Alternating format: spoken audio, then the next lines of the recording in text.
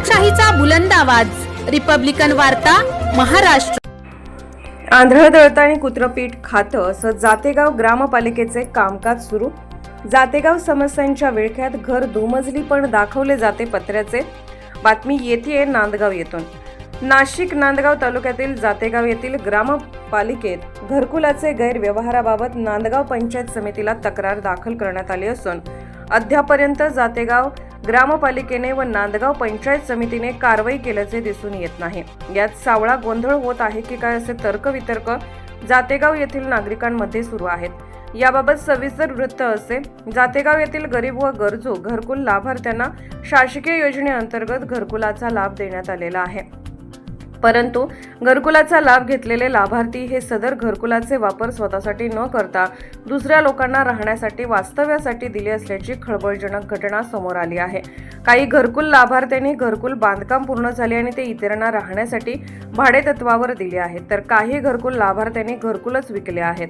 घरकुल झालेल्या ठिकाणीच घरकुल विकत घेतलेल्या व्यक्तींनी बिल्डिंगचे बांधकाम केले आहे. परंतु ग्रामपालिकेच्या नमुना नंबर रजिस्टर 8 मध्ये सदर घरकुल पत्र्याचे दाखवून कर आकारणी केली आहे. जर घरकुल लाभार्थ्यांनी घरकुलचे बांधकाम डबल मजली बांधली असेल तर ग्रामपालिकेने तशी नोंद का केली नाही व त्याप्रमाणे कर करणे वसूल का करत नाहीत, असा सवाल देखील उपस्थित केला जात आहे. आंधळ दळतानी कुत्रपीठ खातं असे जातेगाव ग्रामपालिकेचे कामकाज सुरू असल्याचे दिसून येत आहे. ग्रामपालिकेच्या ग्रामपंचायत 8च्या रजिस्टरवर पत्र्याचे घरकुल दाखवले जाते आणि त्या घरकुलाचे बांधकाम बिल्डिंगमध्ये डबल मजली झाले असून देखील ग्रामपालिकेच्या 8च्या रजिस्टरमध्ये तशी नोंद का केली नाही.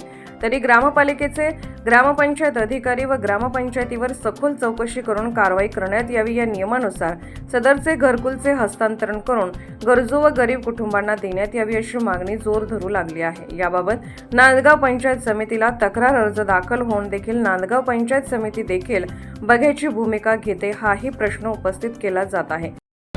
हे बघा, जातेगावमध्ये ग्रामपालिकेच्या हद्दीमध्ये भरमसाठ असं अतिक्रमण झालेलं आहे. ग्रामपंचायतीची जागा आहे, तिच्यावर लोकांनी आपले दुकानं थाटलेले आहे. आज तुम्ही शाळेचा परिसर बघितला तर तिथं मुलांना खेळायला जागा नाही, तिथं मोठ्या प्रमाणात अतिक्रमण केलेलं आहे. आणि दुसरी गोष्ट, ज्या लोकांनी शासकीय घरांचा लाभ घेतलेला आहे त्या लोक स्वतः राहत नसून त्यांनी भाडेतत्वावर काही स्टॅम्प पेपरवर खरेदी विक्री केलेली आहे. तर आज रोजी तुम्ही बघू शकता, तिथं जाऊन चौकशी करू शकता तर सदर लाभार्थी त्या घरकुलात राहत नाही.